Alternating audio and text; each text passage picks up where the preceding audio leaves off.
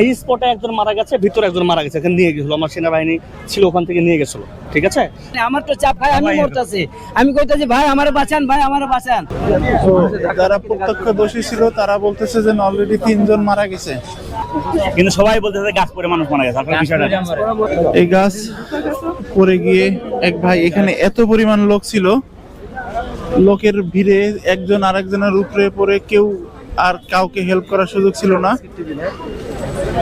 এটা কিন্তু এভাবে ছিল না, মানুষের ঢলের কারণে এত ঢল ছিল যে একটা মানুষ যে পড়ে যাবে তাকে টেনে তুলবে তার কোনো পরিবেশ নেই, যার কারণে পরিবেশ ছিল না, সেই কারণে মানুষ এখানে 2 থেকে 3 অলরেডি মানুষ মারা গেছে এইখানে চাপা পড়ে।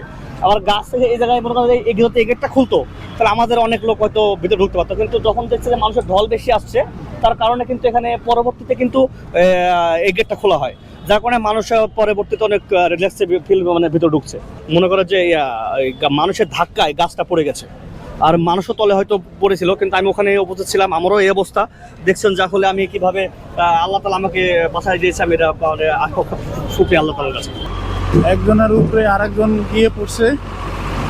তার মধ্যে বড় বিষয় হয়েছে সেটা হলো যে এইখানে একটা গাছ পড়েছিল, যে গাছটা সামনে থেকে দেখা যায় না, কিন্তু গাছটা মাঝখানে ছিল। তো যারা প্রত্যক্ষদর্শী ছিল তারা বলতেছে যে অলরেডি 3 জন মারা গেছে। এই স্পটে একজন মারা গেছে, ভিতরে একজন মারা গেছে, এখানে নিয়ে গেছিল, আমার সেনাবাহিনী ছিল, ওখান থেকে নিয়ে গেছিল। ঠিক আছে, না বিষয়টা হচ্ছে গাছটা একদম মরা, গাছের শিকড় কিছুই নাই, যখন মানুষের একটা মানে ধাক্কা লাগছে গাছটা পড়ে, আর এখানে যখন গেটটা খুলছে, গেটটা খোলার পরে মানুষ যখন একবারে সবাই একসাথে ঢুকতে যায়, তখন উনি পড়ে গেছে, 2-3 জন পড়ে গেছে তো অনেকেই, মানে একজন মনে মুরব্বী মানুষ আর কি, একজন অসুস্থ আছে, একজন মনে সম্ভবত জ্ঞান হারা পেয়েছে বা মারা গেছে কিনা এখন আমি শিওর না, ভিতরে রাখছে আর একজন মারা গেছে আর একজন অসুস্থ, কিন্তু সবাই বলতেছে গাছ পড়ে মানুষ মারা গেছে। আপনার বিষয়টা আমার তো চাপ, ভাই আমি মরতেছি, আমি কইতাছি ভাই আমারে বাঁচান, ভাই আমারে বাঁচান।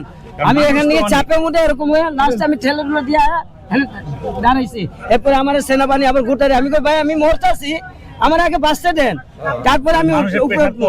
এরপর আমি উপরে উঠে যাই, ওইখানে পড়লাম, আমার সবাই খুলে হলো, বাতাস করলো, পরে ওই মানুষের লাশ আই না আমার পাশে রাখলো, এই যে মানুষটা মারা গেল, নাক দিয়ে রক্ত বের হয়ে গেছে। মানুষের চাপ কেমন ছিল? এই পরিমাণ চাপ ছিল বলার বাহিরে, এমন পরিমাণ চাপ ছিল বলার মতন না।